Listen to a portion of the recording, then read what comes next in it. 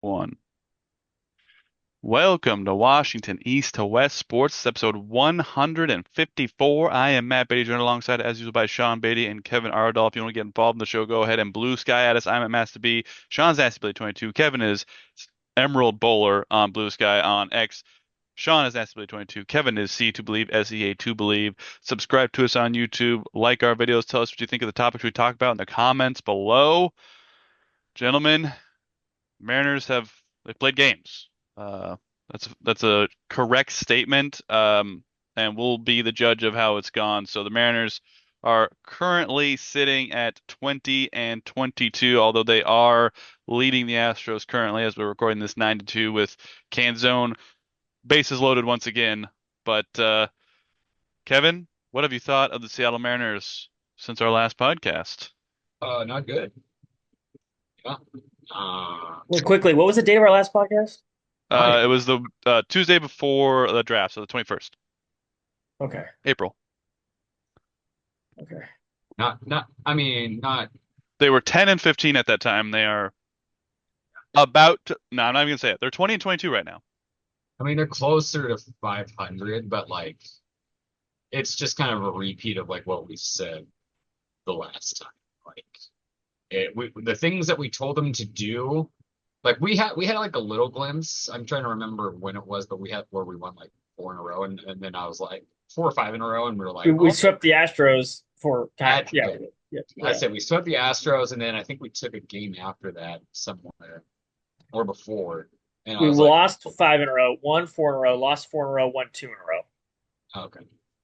Yeah. Um, where I was like, oh, and then yeah. So it honestly is, I mean, yes, there are injuries that have happened that haven't helped, of course. But I the batting the batting is very inconsistent.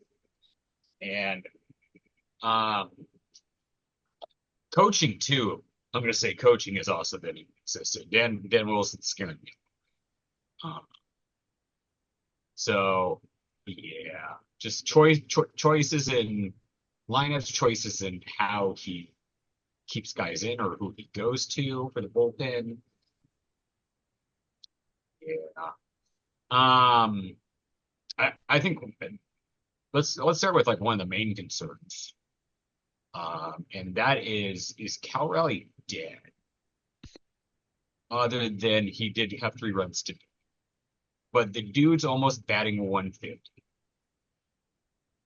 Um, going over, I mean, he gets walks, but he's pretty much gone over 3, over 4 quite often to where like I can do that. I can't do what he does behind the plate, catching, of course, because that's vital and that's a key component.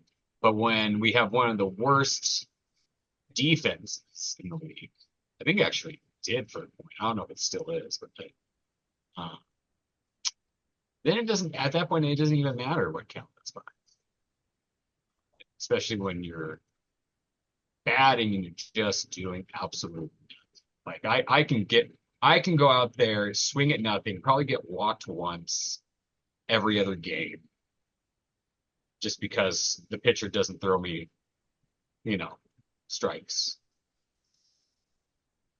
It's concerning. I don't know what's going on with but he needs to figure it out now, or he needs to have a nice vacation down in Tacoma. So, Batting, Kevin, last time we were on this podcast, you said your panic was at a 5. Where is it at now? my panic is probably at a 7. Okay.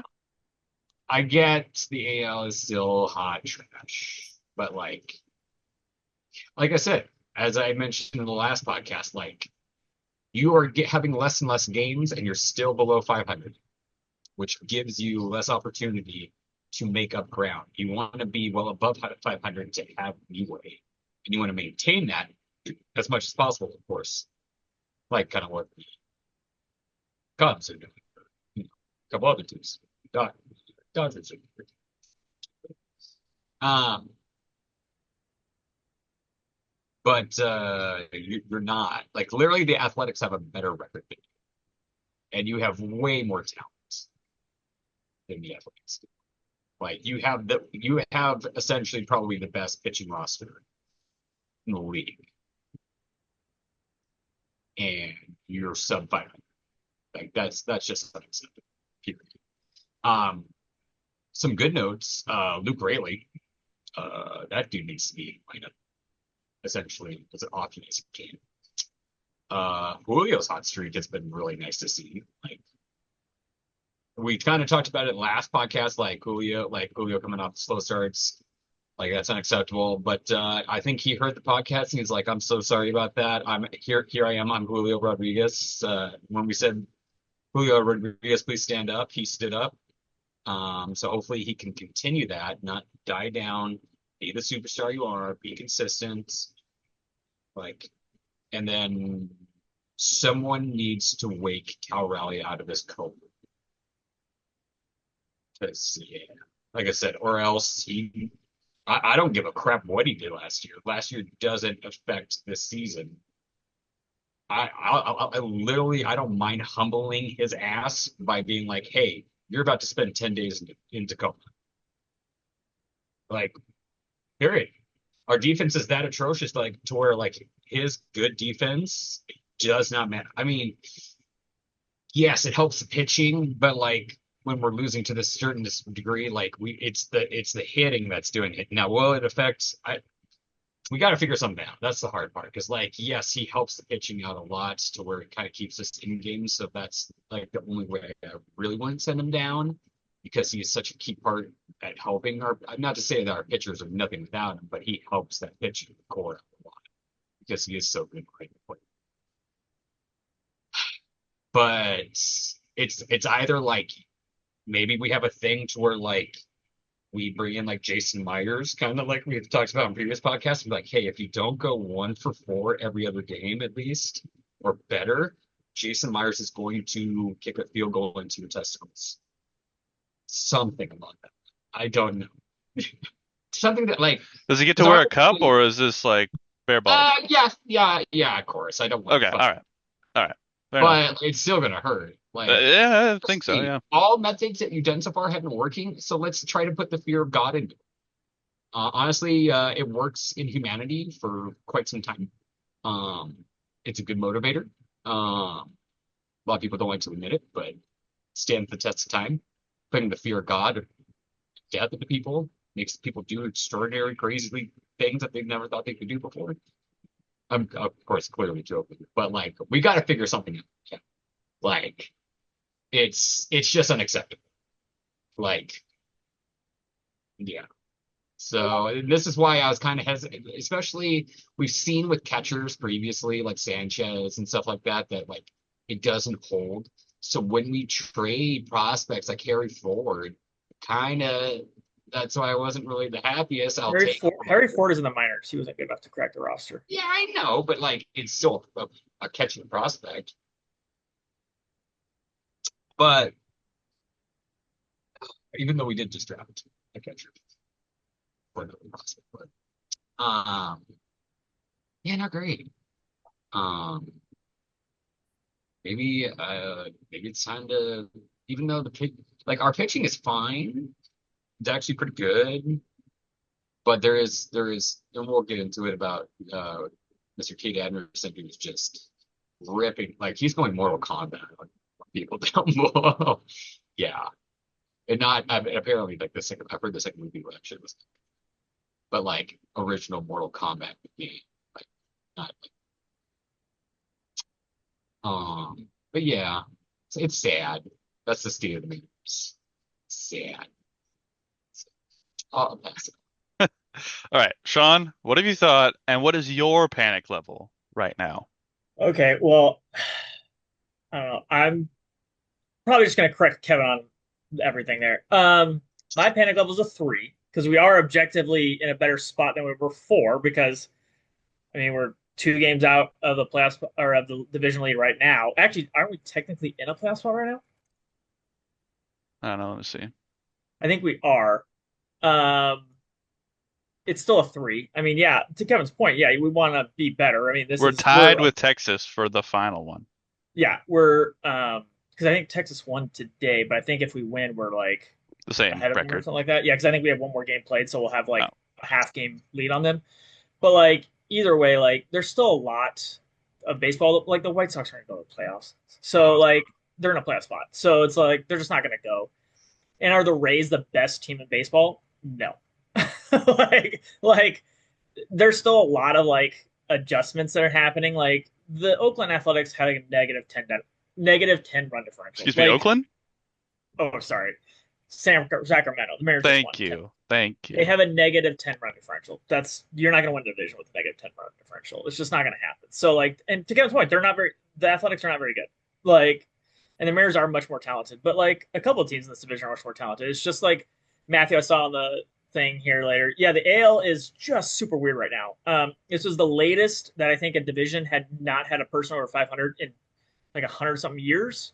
Um, Now the Guardians are above 500, so they've won 2 in a row, which makes them above 500. So they have broke that. But I think to Kevin's point, it's just frustrating watching this team sometimes because they're so much better. Like you can't get swept by the Royals at home. You just can't do it. The Royals are garbage. Sorry. It's but or again, lose a series to the White Sox. Not only that, to Like lose the game way you lost the game on Saturday, and that it's was not even whew, them losing. Oh, yeah, I also don't want them to lose to the White Sox. It's the way they lost the White Sox. Like the White Sox are terrible at pitching, and the last 2 games you scored 2 runs. Like you have to put up runs against that team. Like that is the one thing you can do. Now, if you get outslugged because it's a tiny little ballpark, you let's say you lose 12-8. Okay, that's one thing. But like it is a tiny ballpark and they can't pitch, and you score 2 runs in 2 games. Like that's the part I'm like, you can't do that part of it. Like if you told me, hey, they got crazy lucky, you have an error. To Kevin's point, they are a very bad defensive team, like very, very bad. That probably needs to get adjusted at some point, but they are just very bad at defense. That might bite them in the butt later, but like, my God, they are bad at defense. But it'd be one thing, but you getting like they got like 3 hit in one of the games. Like, come on, guys. That can't happen. They beat the Braves, who are like the best team in baseball in the series, and then you lose to the White Sox. Before that, you get swept by the Royals. You sweep the St. Louis Cardinals, and then you lose the series to the Athletics. It's like you're losing series to bad teams. I don't mind if you lose like a series to the Padres, but that way that Munoz lost the game was awful in that one game. It's just like look, you can lose to good teams. The Padres are a really good team, objectively, right? We all agree on that. They're a good team, baseball team. Yes. But like it's the way that you outplayed them in probably 2 of those 3 games, and that's the games you can't lose. Like if they play good and they beat you, okay, that's what's going to happen. They're a World Series contender. But you had them beat in basically 2 of those games, and you let them off the hook. What is it, Dennis Green? You let him off the hook. We knew who they were. We let them off the hook. Munoz, that was a terrible, terrible second game. But like all those aside, you have a shot. What I will say is, this might shock some people.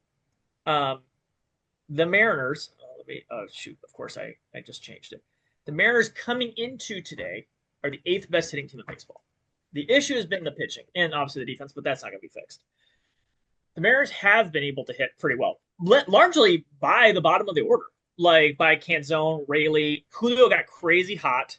And then JP Crawford has been steadily, like, really solid when they moved up to the lineup spot. He's been really good. Like, he's never going to be prime JP Crawford. He has a crazy year. But, like, if you got a 100 WRC plus, like, be an average hitter, and then his defense is struggling, but, like, if you just be an average hitter, that's all I need from you. And he's doing that so far. So I'm like, okay, that's fine. Josh Naylor's heating up again. Finally, obviously, it's going to take a while to get his season numbers up to where they were, but they're climbing. They're definitely going up.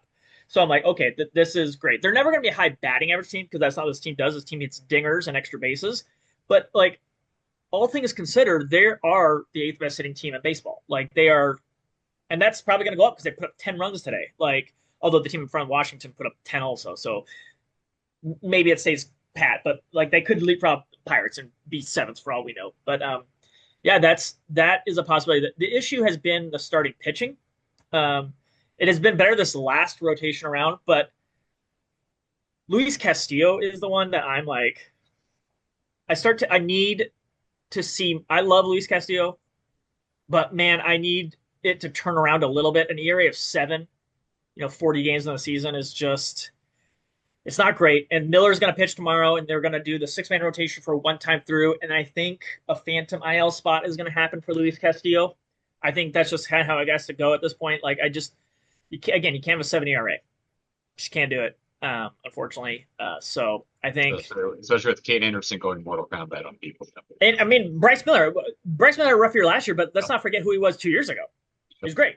So Bryce like, Miller in the playoffs last year was yeah, and he was our best pitcher probably. They all sucked, and then Bryce Miller had to bail us out in the Blue Jays series. Like he pitched 2 good games for us. So like I think if Bryce Miller's healthy, because he was clearly hurt most of last year, and if he's healthy, like hey, let's go for it. Let's do the thing.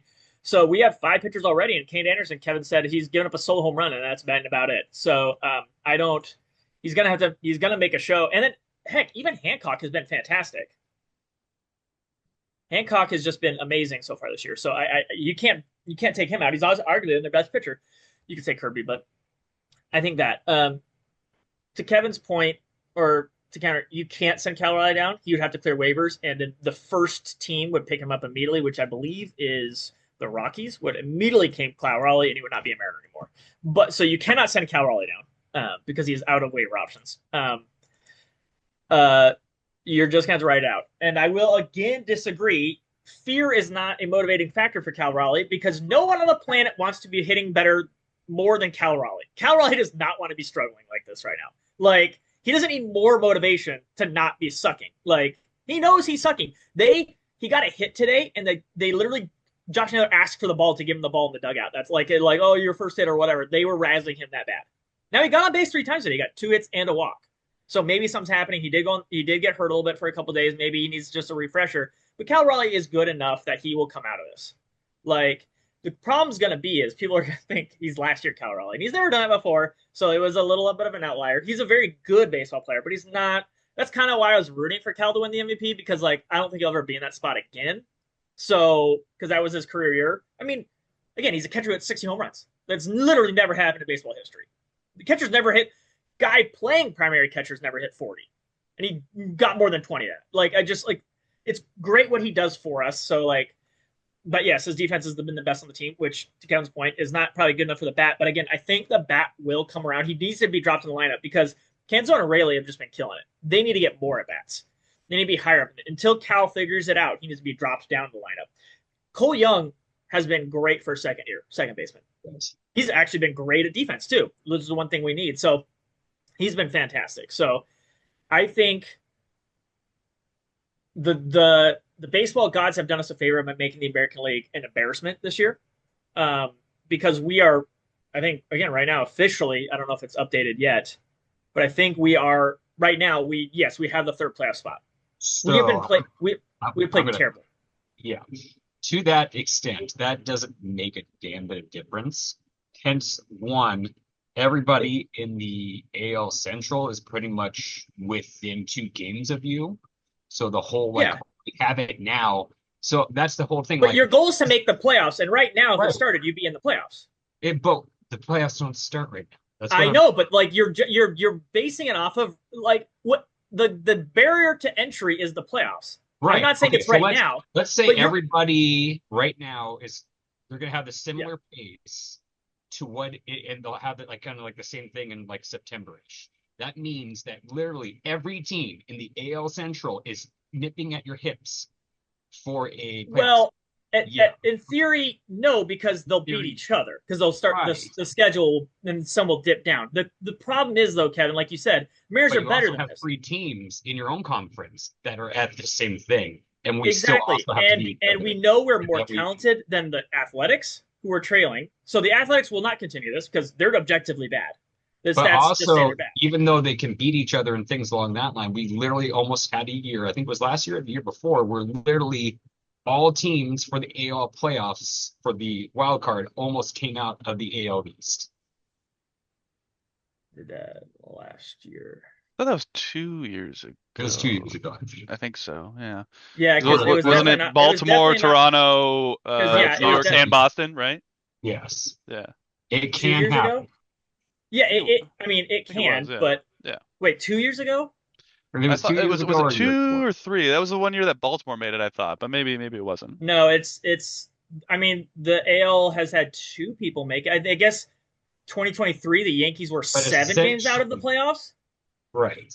But but essentially, that's it not can't close. happen to where like we have a lot of teams that are essentially there's not like we're all in a group packed, and that can remain the same going down the stretch.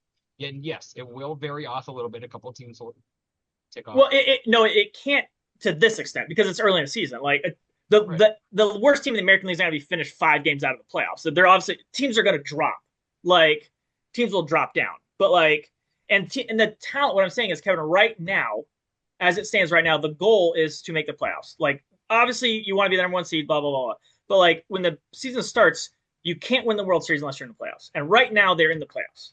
And right now, as it stands, they're better than two of the teams in the playoffs. Like I'm pretty confident to say, I think we'd all agree, we're better than the Athletics and we're better than the Guardians, right? Like I agree. Yeah, I would say. Yeah.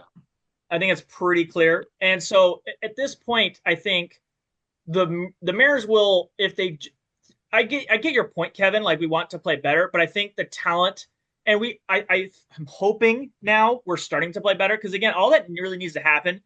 To your point, is Cal needs to start hitting and getting 2 hits today, getting 3 times on base. Maybe this is what turns around because like that's really the only thing lacking is Cal.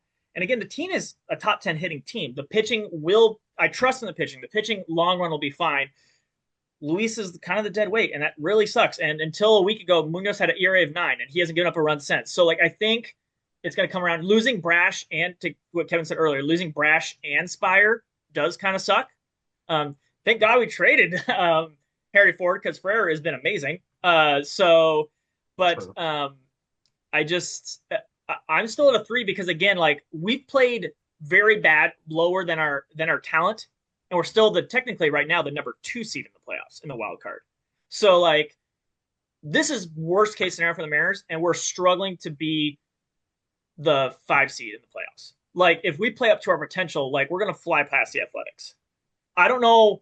I did not see the Tampa Bay Rays having a 700 winning percentage. I don't think they're gonna continue that, but like probably the 1 seed's probably out because of how bad we started. Because it's just like they're 7 games above us already at this point. That's a ton of games to make up when you don't play them that much.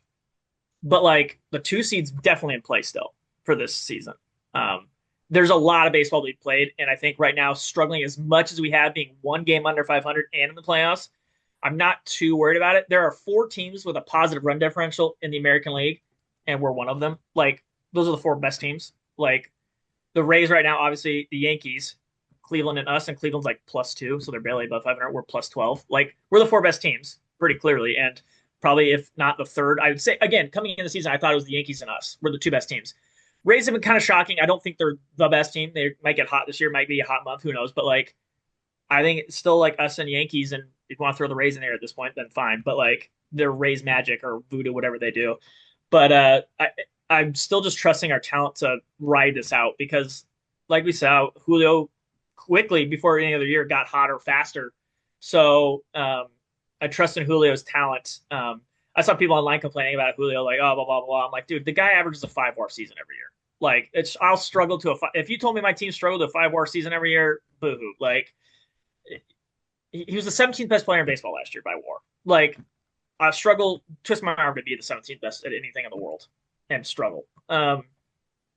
So I think the talent will just ride out. I think it was going into this turnaround the rotation, Wu, Kirby, Gilbert, and somebody else. I can't remember who, but they all had, and Munoz as a week ago. Munoz had ERA over 9. They all had an ERA over 4.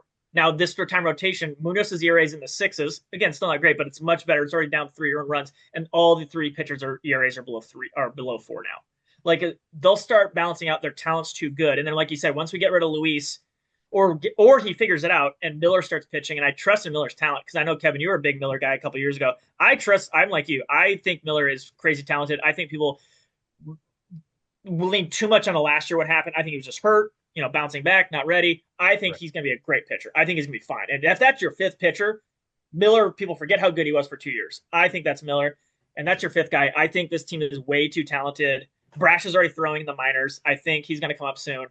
Like, I don't know about Spire. I haven't heard, I don't know if you guys have heard anything about Gabe Spire, but I think relatively, we're pretty healthy, all things considered, once we get and Miller back tomorrow. And I think the talent will just override out. So I'm still a 3 because we played, again, we played terrible to this point in the season, and we're 1 game back in the division right now. Well, So I'll jump in here. I'm a 2, and I think you both have valid points. To Kevin's point, this team is just not playing up to expectations. Like not yeah, even close. that's And I don't know if that's Kevin's point. I agree there. They are not. yeah, They're not. uh, Yeah, they're. I don't. I'm not yeah, disputing that. they're not Disputing that. playing up to They're not. expectations. And You if don't they get swept by the were, Royals and you're playing up to expectation. Just so and if they it's were not. playing up to expectations, they'd be up there with the Rays, the Yankees right now as the one of the best teams in the league by I don't know if they record have a as well as 700 winning talent. percentage, Yeah, but I would yeah, say coming in the year, if you told yeah, me you had like a Yankees, like a 620, yeah, like that's maybe yeah. 600. Yeah, that's where they should be, and they're not there. They would be They're under around 500. that Yeah, area if they were playing up to expectations. So I get Kevin's perspective on that. They're certainly not playing up to expectations. They're under 500 right now. But I can't believe I'm saying this. I'm going to agree with Sean on this one. Like there's really no need to panic because the American League is helping you out so much right now. Like if they were like 6 games back or something like that, like then I could see a reason to maybe have a little more panic. But the fact that the entire league is so down, and also to Kevin's point, like yeah, these teams are gonna be jockeying for position, but I mean it's May, so there will be separation. Teams will separate themselves from each other over time. So again, it's not a matter of getting the 1 seed. I agree with Sean. Like just get in. Like that's the only goal. Like get into the playoffs, and then let's see what happens from there because this team has World Series expectations. All you got to do is make the playoffs, and then hopefully your talent will ride you into the World Series. So it's obviously not great how they're playing overall, and it's a little concerning. But there have been improvements here and there. Julio's picked it up a bit. Josh Naylor's picked it up a bit. So, the Cal situation is weird because, he got scratched from the lineup against Kansas City out of the blue, and everybody was panicking about, oh, what's wrong with Cal? Oh, how hurt is he? And then, it's just soreness. So he came back a few games later. And I think I saw on Instagram he's like 0 for 34 or something until today. So, I get people, being worried about Cal, but also at the same time, I'm not worried about him figuring it out because I think he will.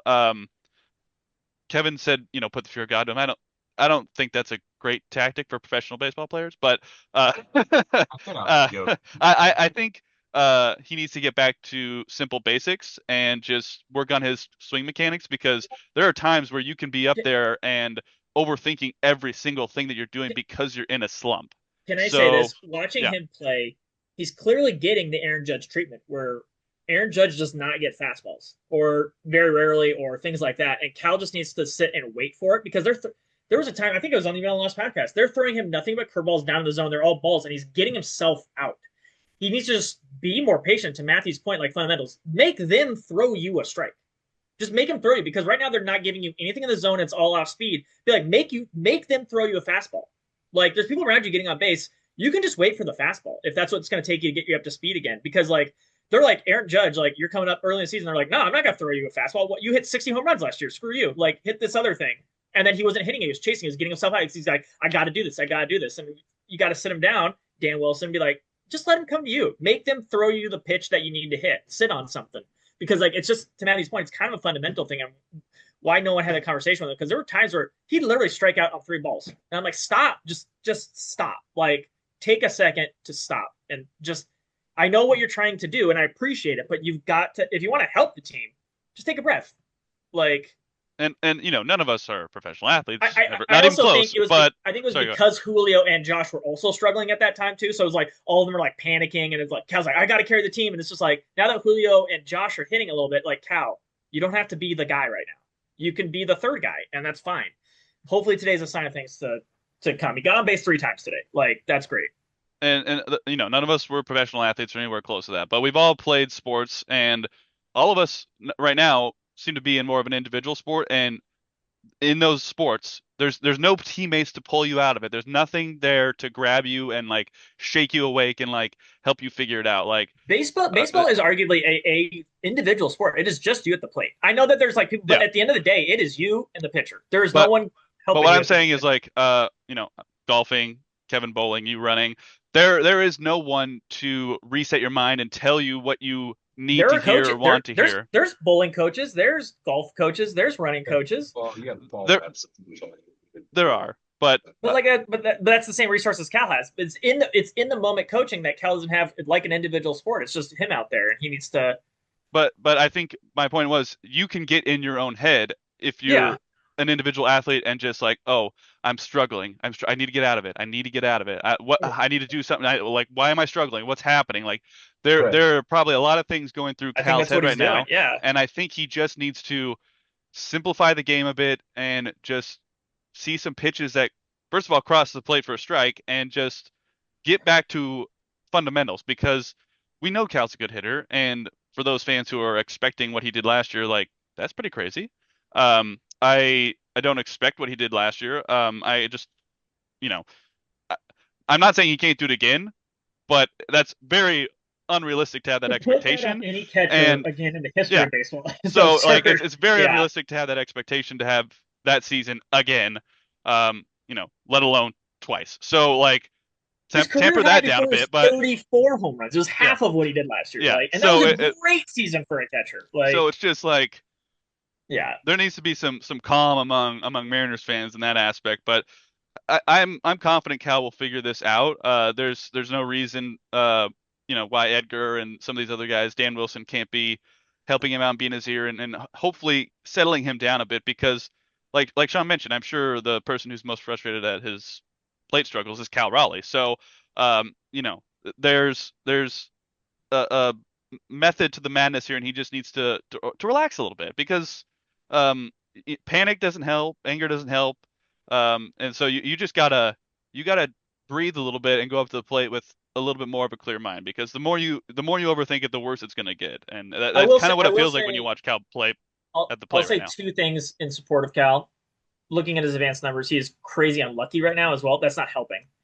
But also, I don't think we took into account either. Like, he's one of the guys who has to worry about the new ABS system.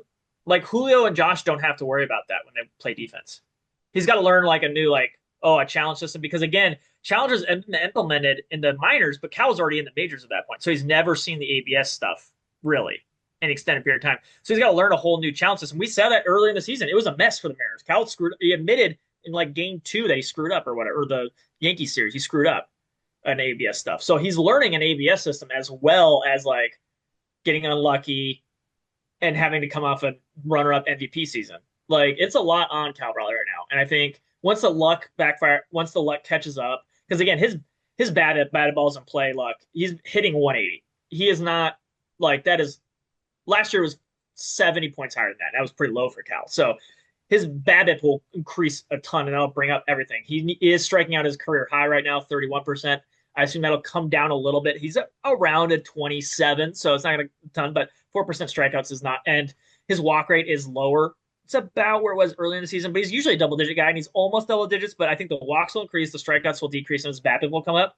That'll bring him up to much more real, like inline stats. It's just like to Kevin's point, we're 40 games in the season now. Like he's got to kind of get hotter and hotter and hotter to bring his stats up to normal now that because it's just been so long. But and I just need him to hit. I don't need him to his like season number now stats to be like 230 or a 130 WRC plus or whatever. I just need like the rest of the season. Can you bring it up to a 130? Like And whatever it was before, just be this the rest of the year. Then be I where you're got supposed one to more be. question before we go to break here. You guys mentioned Luis Castillo. I've seen some stuff online about what to do about Luis. Would you be willing to move him to the bullpen for Bryce to take over that starting spot, or is this just like I don't know what to do here? I, I don't think he's the type of pitcher you gain much from a bullpen.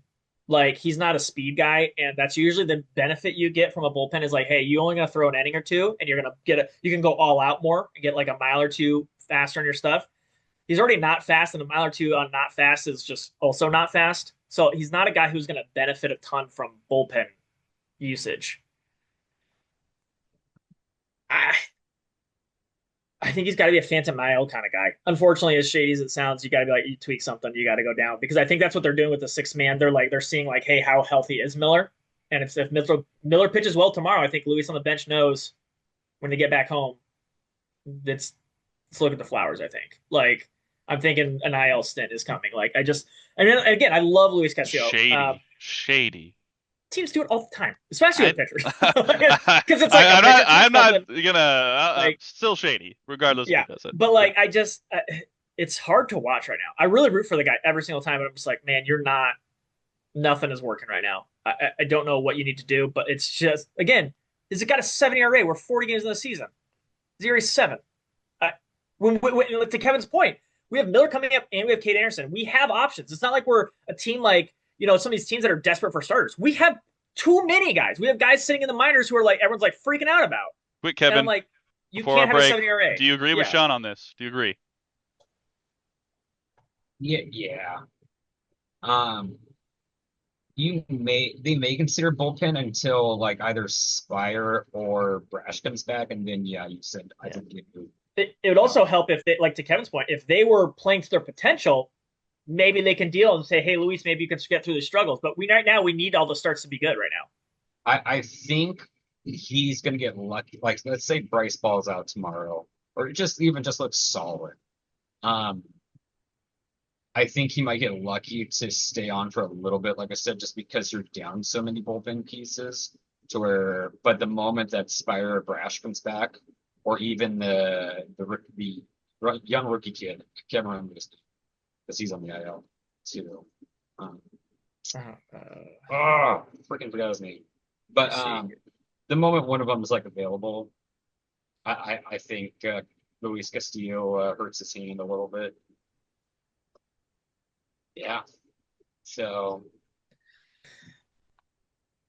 Pains me to say he was the rock. I think people ever since he got here have been giving him a bad rap, but he has been yeah, objectively very good for us and eaten a lot of innings for us yeah. since he's been here.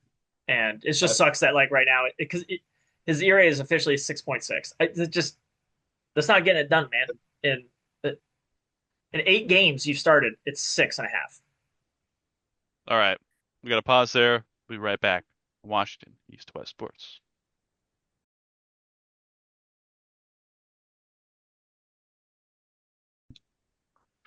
Welcome back to Washington East to West Sports. Thank you so much to our sponsors, all of our advertisers. We make so much money doing this podcast. So if you would like to contribute to our funds and allow us to do this full time and never have to work a real job again, please go ahead and follow us on Blue Sky. I'm at MasterB. Sean's at NastyBilly22. Kevin is Emerald Bowler on X.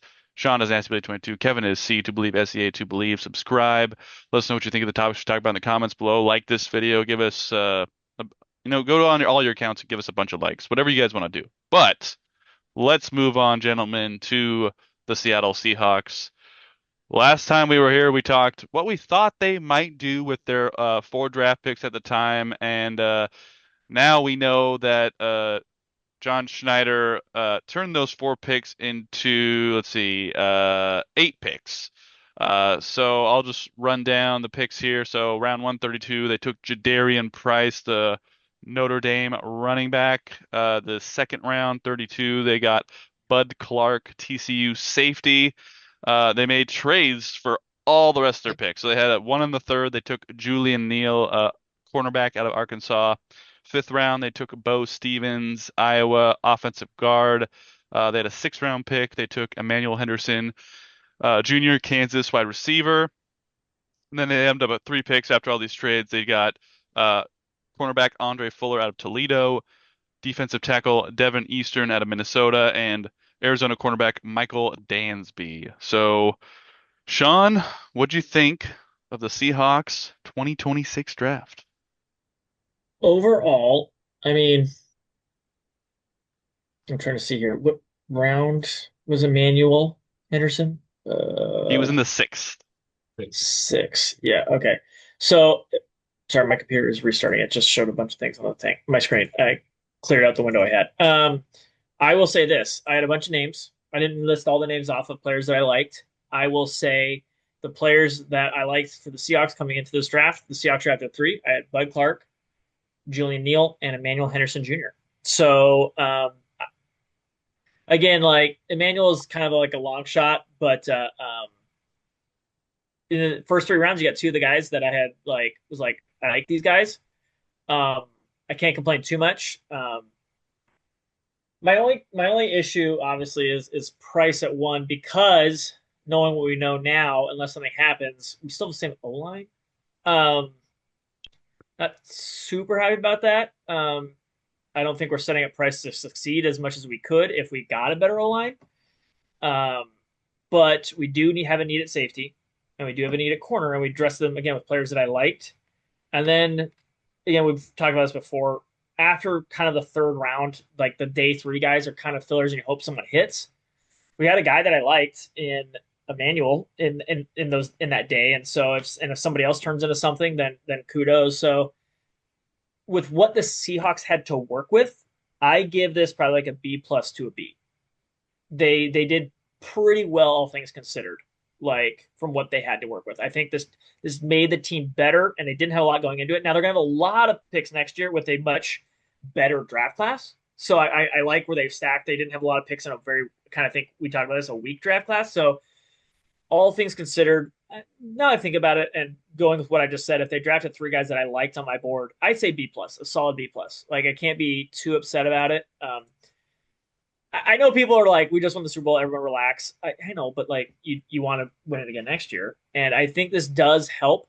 I think I'm not as down on it as I would be if the teams in our division did better.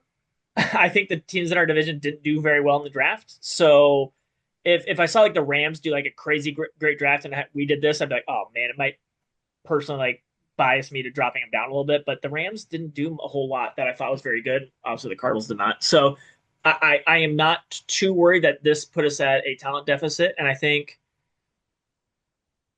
I guess we're hoping for Bradford to get better. I guess is what we're hoping for this year. And if he can, then this might become something better. But I'm a little hesitant with our center and right guard play. But I think again we defensively I will trust anything Mike McDonald wants. And again, I agreed with him on Bud Clark and Neal. So I like those two players. So me and Mike are just like right there, right? We're one and the same, I think, right? That's pretty much established. There's no difference between the two of us. Yeah, Locked in. yeah, we're locked in. We're the same. Like if I was calling plays, you wouldn't know. If Mike was calling plays, you wouldn't know. Yeah, like we're the same person basically. So yeah, if he wants two guys up that high, I mean, you can't argue with results last year. It was super good. I didn't think again like offensively we talked about it. I didn't think there was a ton we could do offensively to make this team better other than to overdraft a guard. But if they didn't want to overdraft a guard, I'm fine with that. There was no crazy wide receiver that I was like, oh my gosh, we need to draft it. And if they claimed they couldn't trade down because they would have lost price or there were some offers, but I don't know what the offers officially were or anything like that. And if you can't trade down and get a guy you want and get an offensive player later, I mean, I guess if you're stuck at the first round, it's fine. There wasn't a big offensive needle mover player, so getting two of the guys you liked later is on defense is fine with me, and load up for next year's. And again, you have a good enough team to compete this year because obviously you just won the Super Bowl last year, so roll the dice and see what happens again. I'm fine with it. B plus. Yeah, it's always hard to assess because we just don't know how all these guys are going to pan out. So, Well, look, you grade based on process, not on the player. I feel like because like yeah, like you said, it's impossible to grade on the players because we don't know now. I grade based on process. Like, is the process good? And the process is pretty solid. so I mean the first round running back, certainly position of need. And I did see some projections having Jadarian going to the Seahawks. So, I don't hate it, especially with a pretty weak running back room, I would say right now. So, uh, I don't know who it seems like he would slot in as a starter, but it's kind of a crapshoot right Yeah, now. Like I guess he we'll has see to be who right now. emerges Week really. week one, he's Uh, gonna be for but sure. there's a bunch of guys they kind of have, and they'll just I guess one of them will have to emerge in camp. Or it'll probably be more of a committee, or what they did last year, where they had like Kenneth Walker between the 20s, and then you know Jadarian's the wrecking ball that comes in the red zone, and they just But like, hand there's him the no, rock or there's something like he's that. gonna So. he's gonna be the guy to get the ball. Like, there's no one they really trust until Zach Charbonnet gets back to really ride that rock. I think, like you see with I don't think what this is a bell cow situation. I don't think Price is getting like more than I don't think he gets probably about half the carries, I would say. Half who's the gonna take the other snaps. half? I think it'll be a combination of like maybe Emmanuel Wilson if he emerges, or they might give a shot to maybe Alani. McIntosh or Halani. Like I think Jajarian will have the majority, but it'll be like 51%, and then they'll have another guy take the other I think it might be 48 or closer to. whatever. I think it might be closer to 70. I think it'll be closer to 70. We'll I think it's see. gonna be We'll his. see. I I think it's gonna mean, be. he's college. He doesn't have a lot of tread on the tire, so to speak, in that That aspect. is true. He So is not. yeah, He is not beat up. He does yeah. not have. He is not. Who's that old Alabama running back? Derrick That had a Henry. ton. No, the guy who fell apart was it Trent Richardson. Like Ah, tons of yeah, tread on the yeah. tire, things like that. He does not have a ton of tread on the tire, so that is true. Yeah. And then Sean liked both these picks. I think these are solid picks. Like Bud Clark, kind of a 6'1", a little bit of a bigger safety. Julian Neal, 6'2", 203. So looks like they're leaning into the larger defensive backs, which has worked out for them in the past. We'll see if it works out for them this time. They were positions of need, and again, it's a Mike gets a bump. Whatever Yeah. he says, he has not really missed so far. So They I, took an offensive guard from Iowa. Iowa does have usually some pretty good offensive linemen, so I don't hate the pick. We'll see if he cracks the. I don't think he cracks starting lineup, but he'll hopefully be a solid backup. And then Emmanuel Henderson, I did watch some of his tape. It looks good, but sixth round, hard to say if he'll really crack the wide receiver room or not. And then the other seventh round guys, cornerback, defensive tackle, cornerback. It's going to be interesting to see if any of them, you know, make an impact, but they clearly wanted to accumulate more guys in the later rounds to see if you can just have maybe one hit. If you have one hit, I think you call it a success. So, yeah, if you have you know, if you get a starter out of any day three, you yeah. automatically win like that year's draft in that. Like if you get for sure.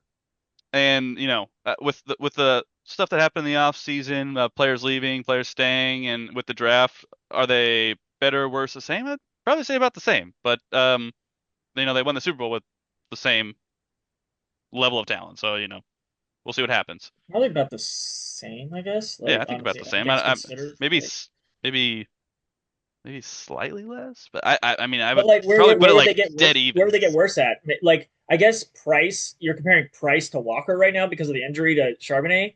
Well, then I You would would have to say, also then I would also talk about the safety. Kobe Bryant left, and he wasn't the most prominent player on the team, but he certainly had the experience as Bud Clark does not, and we'll see if he could slot in like a Nicky Manwari, but that's but that's right hard now to they have ask the guy. Ty Okada playing his spot. True, Ty, I think true. we all agree was quite good in that True. spot. So does Bud Clark crack the starting lineup? Probably not. But we'll I think see how he pans people are out. saying he might do the whole Nick and Mawari thing a little bit and like play kind of hybrid positions and things like that.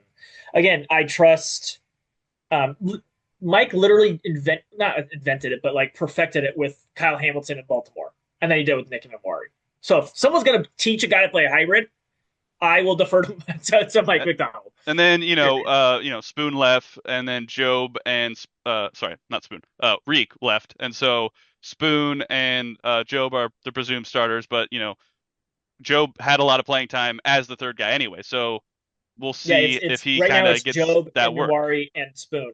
That's I love Woolen, but you could argue they might even be better in the corner spot than last year. It's hard to say. Like Nick Mawari was a monster last year when he played, so I I'm don't not know. really sure. Like, I don't know if I wouldn't qualify Nick as a cornerback, but He plays that safety corner position, I would and call him more hybrid than anything. Like, that's what I he don't know is. if you Like could yeah, he's the quantify hybrid, his but position.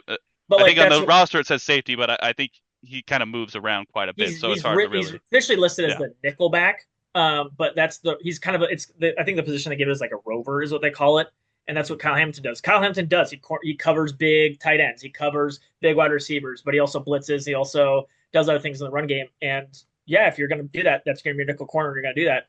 Nick Mori was really good at it last year. Like he was really good at it. So I don't no complaints here. and then grade wise, probably about a B. Like it's you only had 4 picks. You came out with Yeah. 8, and if a couple of those hit, pretty Again, solid. So your number one pick was the last pick because you won the freaking Super Bowl. So I mean, yeah, you're not going to get some like top 10 guy because you won a Super Bowl. Twist my arm, darn it. yeah. You know, Kevin, what'd you think? Yeah, overall, I thought with what they had, I thought it was a pretty good draft. You get Price with your first. which of course you want to get something other than that, but with a 32nd pick, like there's not, as we kind of mentioned, it's just kind of like a who you like kind of in that area. And they needed And especially in this year's draft, there wasn't a ton of like dudes, and especially like you said, you're drafting 32nd. why I like Jadarian Price is because when I see on tape is kind of like I don't want to compare him to Kenneth Walker, but he has stuff that Kenneth Walker didn't have, which is the ability to see the cut and take it. Yeah, abs 100% agree. Kenneth Walker He cut does everything too not much. Yeah. have the explosiveness of Kenneth Walker. Like Kenneth Walker, when he's like in space, Yeah. like you're not getting. Um, because there's more muscle on Price, and but he has better contact balance than what Walker did. That's the other upside. Um, which contact balance in the NFL is very big. I don't know if you've heard of that Marshawn Lynch guy. He had really good contact See, to balance. me, when I watched his tape, I didn't get Kenneth Walker. I got more Chris Carson. And Yeah, I He like was that a running rough style. player. Like I he's got agree. speed, but he could take a hit and shed it off type He's deal. jacked as shit, and he knows how to use Yeah, his muscles to stay balanced. yeah. But why I say Kenneth Walker is because Kenneth Walker's main problem was when he saw the cut. Sometimes he'd pull what we call golden tating back in the day, where he would just juke juke juke juke and try to find it instead of just hitting the hole and trying to get the hard yards, like we have like Charbonnet do usually. Versus you're not going to have that with him. It's just he doesn't have the explosive speed upside. But like I said, the equilibrium factor that I think when I see on the tape is that he has better contact balance than both Charbonnet and Kent Walker. That's the bad part about Charbonnet. Charbonnet does not have he doesn't have awful contact balance, but he doesn't have great contact Yeah, balance. he's more of just he's like I'm gonna hit you Uh, and we're gonna go fall forward yeah. kind of guy. Honestly, if I were to say anything, I'd say and this is so dumb too because you're just taking backs, but like just styles. I'm not saying he's gonna be like them, but he's kind of like if Marshawn Lynch and Carson Yeah, had a yeah, baby. I get what you're saying. Yeah, yeah. He's gonna need that contact balance, Kevin, because Bradford's still gonna be blocking for him. So it's good. It's Well, good. and so going going through the next spots in the draft, I loved the corner safety picks. To kind of reiterate on what you guys were talking about, your starting safeties at this moment, not including what the draft are essentially Julian Love, Eamon Worry, and a Kata. That's your three that are going to rotate Yeah, roughly. Your corners essentially are Job and Witherspoon, and then and you Nick also have plays corner, yeah, so that's the true. two positions And he then you plays. have kind of the mixed nickel-ish. So these two are just going to kind of I think you're going to see an intermix between a lot of it because there's a lot of good stuff. One is kind of like a ball hawk where like literally his highlights is just his hand is on the ball like all the time. Like it's insane. Like his vision and like his just senses are really really good. Where the other guy is just a physical like he's a physical I'm going to hit you kind of guy. Which is the corner of Yeah, them. Well, even though because the but corner's like bigger than the safety. Yeah, that they got. true. Hmm. True. Even though Bud does play both, he can Yeah, play both. John has I mentioned think. that he will. Yeah, And so that's also a really nice piece is that Bud can play both safety and corner. So like I am so excited to see Bud and if you told me a different defense like Pete had two hybrid guys, I'd be oh my god, it's gonna be a mess. You're not gonna do anything right. But watching what his track record is of using these hybrid guys, now he has two of them. I think that's gonna be so confusing for offenses. Like he's gonna be like, this you don't know where these guys are gonna go, but you don't this know both of what essentially after going to this picks and going next, what I was gonna say is that this draft made me most excited for this team to look at the secondary this year. The them. secondary is going to be insane. Like depth wise and then just like what they could do. Like I'm excited to the main thing I'm gonna watch. I mean, there's gonna be a lot of stuff I watch in preseason, of course, but the main thing I want to see is like the intermix of matches. Because like, we're probably not gonna see a whole lot of Julian Love in preseason just because, he's your starter. I think you'll see a little bit of more of Okada and even Worry. Because you know what you have in Julian. You absolutely know what you have. He's a vet. He's been in the league. You know what you have. Even Worry might play a little bit with his injury history, they might not let him play nearly as much.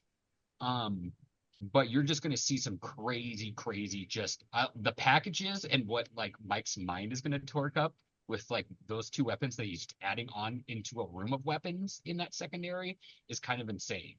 Um, Can so I I'm, can I say well you can I say something yeah, too? I think yeah, to yeah. Mike's point too is for the first time in a long time, again, love Pete for what he did, but I don't think after a long time he you saw players get better under Pete. We were watching the defense players get better. So like even these backup corners, I think are gonna keep getting better and be better backups as well. Like Pritchett was like, oh my gosh, what's happening? I think he's gonna keep getting better. We have some depth guys that, like Kevin I said, think like Pritchett let will them play. probably take that. He'll take the step and move. I don't know if He fell way down the Julian depth Neal's chart gonna. at the end of the year, but Yeah, like I don't know, he fell down way down the depth chart. But I like even these backup guys like Kevin saying are going to get a ton of this run. They get so much better watching under Mike in just a couple of years. Like that's the mark of like what I think a sustainable coach is like man that guy is so much better because he's learning on the system so much better each year in year. So like these depth guys like don't Plus, sleep on them because they're going to get it, better. it's kind of like what you got honestly too. What's really nice about this is that even though of course Spoon is going to be your main starter along with Human Warrior, like you can give rotational breaks to keep your guys fresh, so to speak. Like, I think you're going to see us with his coaching and the skill gap that you have there, especially in the years down the line, like in their second year and their third year, you're probably going to see even more of that, which is insane. You'll probably see that you probably won't see a whole lot of it this year. You'll probably see it in a little bit just because they're still rookies.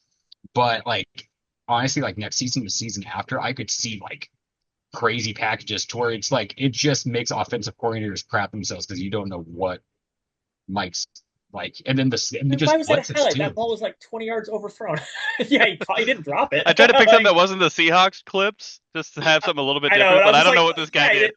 I But was like, that honestly, was I a could terrible see throw. going a little. You could also see packages kind of like what the Patriots did a little while ago, where you have like five Yeah, CB sets, and like Spoons on a safety blitz, or like somebody else is on a blitz. Like you just don't like that's the beauty of what you can do with this type of stuff. I think it's important, especially more than any other team, this team, because we had to play Kyle and Sean 4 times. They're two of the best OCs in the game, and you have to go crazy on them because Yeah, if you give them anything conventional, they're gonna kill you. yeah. And so, like, if you have to have double hybrid guys, you have to have rotational guys come out. Like Kevin said, 5 corners because, like, if you don't, and you're gonna get used to them. If anyone's gonna pick up your stuff, it's gonna be those two guys. Like, it's gonna be Uh, those two guys. Even the two other kids like Andre Fuller and Dansby, like there's it's good tape. Like it's not I'm not mad about it. Like you essentially have like Mike literally just has his pickings of like what he wants. They Now drafted they three also make the team, cornerbacks and a safety out of 8 picks. but like I So, said, yeah. Bud Clark can It's play corner too. That's the crazy yeah, part. and it's really depth. And I guess Yeah, I was when people saw it, I was like, oh man, why did we go running back in the first? Because I liked defense higher up. Like I liked Colton Hood, who went early in the second. I liked Cassius Howell, the edge rusher. I liked who did Terrell, who went with to play with his right. brother. So I'm cool with that because he went there. But it got better. My grade changed because we got 2 other defensive guys we liked. We'll be talking about it later. We also signed Fowler, which is a great depth piece as well for super cheap.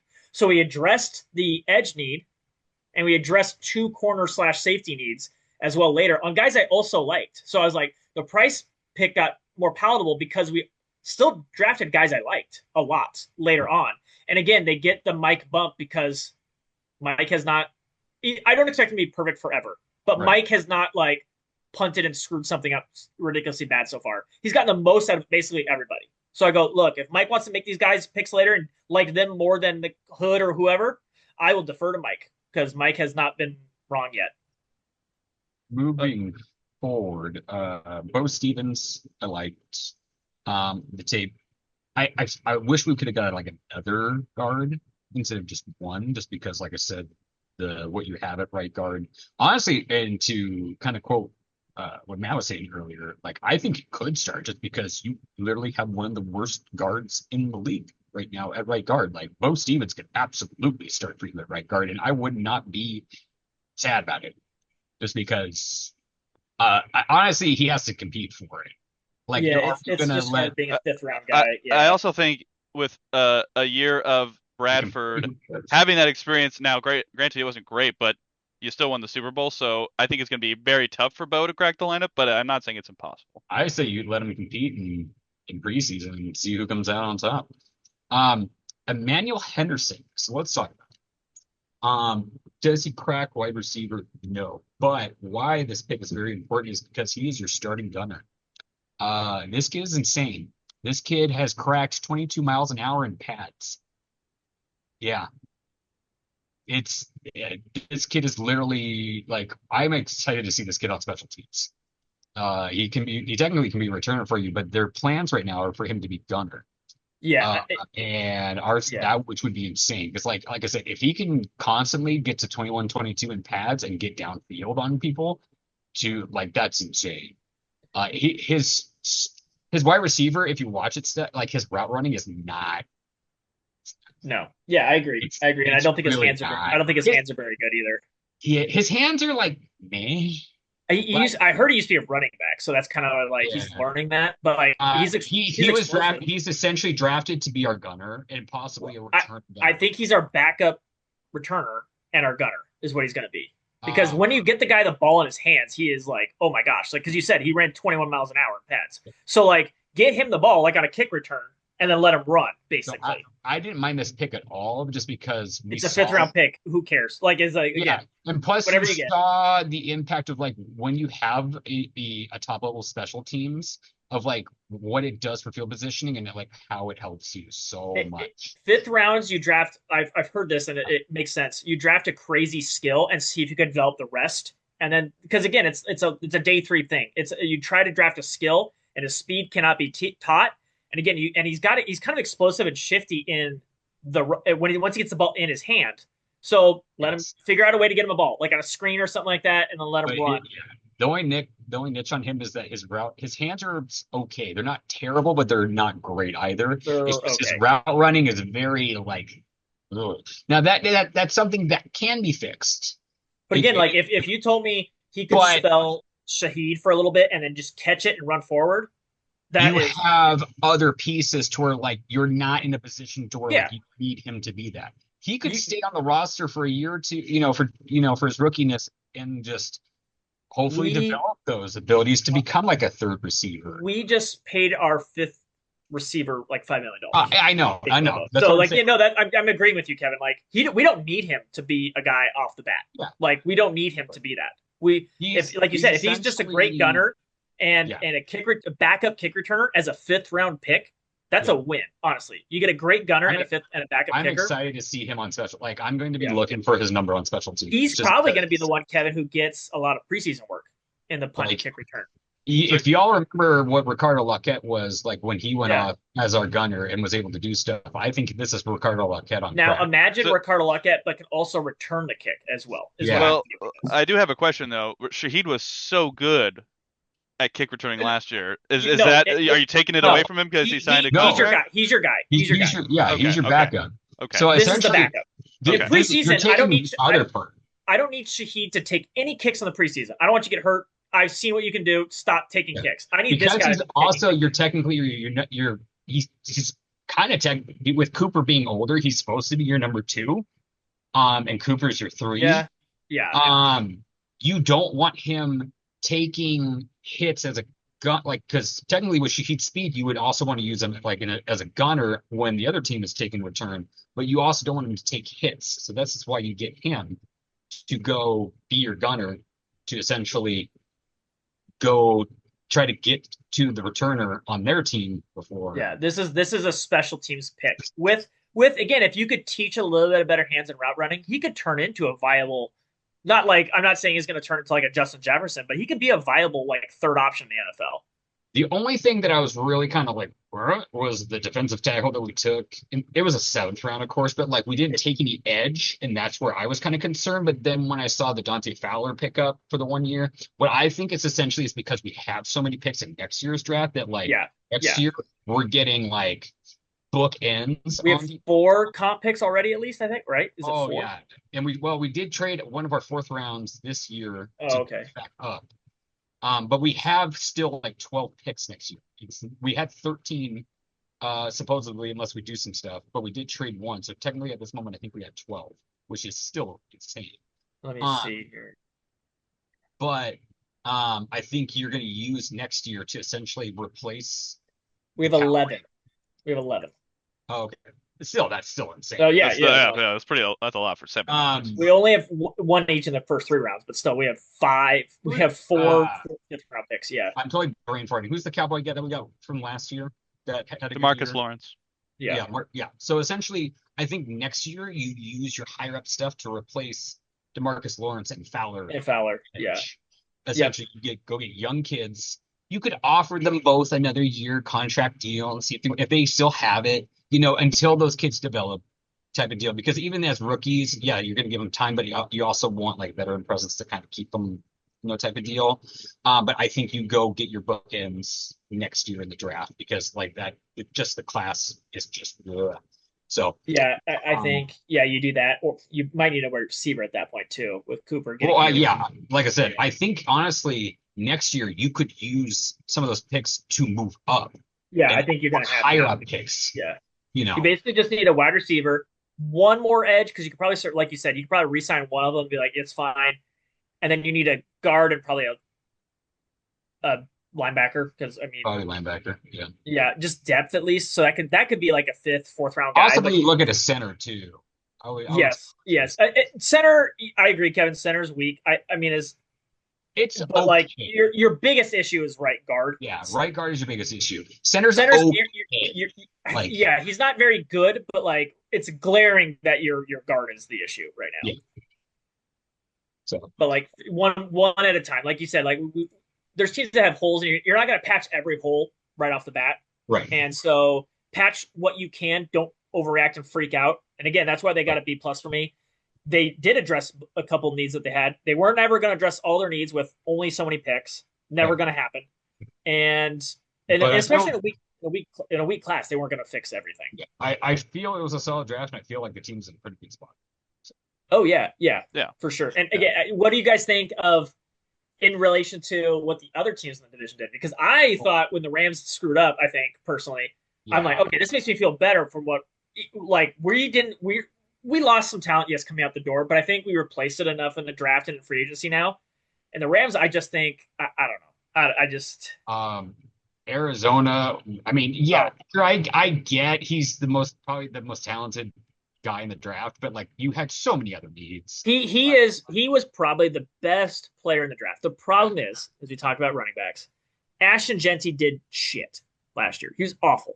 Because running backs need a line. They have to have a line. They don't have a line in Arizona. What are you doing? Like, Plus, you're just gonna run that. You're gonna run that guy into a wall 300 times. If you know that their quarterback can't do crap and can't throw stuff down the field, even with the weapons. Oh yeah, like even if they had a great quarterback, they still don't have a line to open holes for the Love. He's just gonna get smashed. And on top of that, they don't have a line. I think they don't have a quarterback. Their line is not atrocious, but it's not good. It's not very good at all. It's like the 24th or something like that. And then their response is to draft Carson Beck in the third. I don't. Well, I mean, the thing for me is like, I think this is a if there were such a thing as tank for Arch, that could be the case. Because so you'd put Arch in a also bad situation. Well. Here's the thing. When you look at the draft, like I didn't see an offensive lineman that really stood out to me over Jeremiah Love. Fano would have been the pick for me. Maybe. If you're going to draft Archie next year, get your left tackle to protect Archie Manning. Like, I don't understand what you would be doing then. They never protected Kyler, so I mean, I don't know. And how did that work out for them? It did not work out well for them. I mean, they parted ways with him, so I mean, Kyler is going to lead the Vikings to a bunch of wins, and it's going to be really embarrassing for them because it's a Cardinals issue. And you guys mentioned he's the best player, and the nerd process doesn't say you do that, but I don't think it's going to work out well for Jeremiah Love, but I think overall in time it will. No, it immediately with the line. Already a failure. With the line, already a terrible pick. Already. No, Like it just but it doesn't work. It doesn't work that way. You have to no, you could build quarterbacks a are line. You can't say a But failure after one season. Like that's just ridiculous. you But have to build a line. They look didn't at build a Bijan. line. They have a quarterback now. He They did spend presumably, they did spend a as bajillion dollars on a A- center. and with But the Rams is that was interesting. Um, I I don't hate drafting a quarterback. I just don't think that this was the guy to take. I that's the thing. I don't think It, anybody thought it was. it's I don't like think Sean McVay's post game conference thinks it was the guy to take. He I was not I don't happy. I don't know. Like clearly those two are in sync. So he had a say, or he got overruled, and like I don't know. Like I don't know, Kevin. Have you you know, seen his like post game? yeah, He did not look. He did not look happy. He did like not look he happy. like he things didn't you know. because your window with Matthew Stafford is so small right now. You have like 1 or 2 more years. Yeah, And this appears to be a play for the future I, because if you draft a quarterback here, it you're was a telling me play that he for has less maybe 2 years, speed right? Maybe three. yeah, but like, get to your point, Matthew. Is Ty Simpson the guy in 2 years? And I don't That's see the him question, and very. I don't I think he's don't even think so, good. but they I saw don't think something to he's think so. So we'll see what No, happens. it's But just because they don't think they're going to have a draft pick that high in the next. well, yeah, and I maybe agree with that. maybe. They probably will not. But like, did you panic draft a quarterback who shouldn't have gone that high, a la Kenny No, Pickett? Like, it shows you that Les Snead is a terrible GM. yeah, like Kenny Pickett technically was a first rounder. No one else other than the Pittsburgh Steelers thought he was a first round Wait, Les caliber Snead is a player. terrible GM now all of a sudden? Like I don't understand. I don't understand that, but I think it was a panic pick. I think they're just like, we got to do something. And I'm just like, if Okay, yeah, you should have not a built terrible and then GM, but it was a dumb move. or trade down and gather more picks and make a play in a couple of years to trade up to get somebody because they're the guys who've already traded up. I mean, if Stafford retires and Simpson takes over and they don't miss a beat, then he looks like a genius. So But I think, we'll see. But how much? but Of like it, it's a Jared Goff situation. I think at best case he could be the Rams Jared Goff, and that couldn't get it done, and it doesn't get it done. You need a guy. I mean, he could have gotten it done, but that's a different story. but he So, didn't, and he won't because he's not very good. So like I think it's just like they had to trade to already get made a somebody else Super Bowl, but to get the job done, and they lost, and they got a guy in who literally was like, "You can't do this. We have to get a guy who can't do this." And they got a guy, and then he got 7 tries in the end zone because of Yes, a he fake does. pass interference call. So and, yeah, we'll call it. and he won the Super Bowl, and Because Aaron Donald. and won an MVP and Super Bowl and whatever. He's clearly better than Jared Goff. Oh yeah, MVP. That was real good this year. He was very good quarterback this year. Yeah, he was cool. Yeah, he was good. Do you think he was bad? Well, the MVP. Yeah, he was very good. Yeah, Matthew Stafford was really good. He kind of kicked the Seahawks ass a couple times. So Not when it mattered. well, no, he did. The Not when it mattered. defense. No, Sam Darnold beat the defense. Matthew Not when it Stafford mattered. does not play defense. Matthew Stafford does not Yeah, he play plays offense. Couldn't score enough points. defense. Again, anytime you drop 30, I don't think it's not on you. We Mhm, also sure. too. We got to okay. I see both sides here, but also Matthew has to realize too that we got very very lucky on a Charbonnet call that went backwards. That luckily. Oh yeah, I'm not disagreeing with that. Like if that call doesn't happen, we probably don't get back in, and we probably don't make the Super Bowl. Just as a heads up. I was gonna say, Maybe, Matthew Stafford maybe that's Matt- theoretical. That we'll Matthew never know. Stafford So, did his job. Yeah. In those Matthew games. Stafford is the best quarterback in the league. no, absolutely not. Absolutely not. Absolutely He was last year. He was last year. Yeah, he was last. Matthew Stafford threw for 500 yards against us. Just because Like, what more did he need to do? Like, I'm just saying, like, Joe from the Cincinnati Bengals was the best quarterback the year before, and he didn't win the Super Bowl. Just because they don't win the Super Bowl doesn't mean that they're not the best quarterback. That's not what I'm saying. It takes a whole team. That's not But what I'm Matthew saying. Stafford. So who was the best quarterback? I think the best quarterback. I mean, it wasn't great this year. Probably Josh Allen, I would say.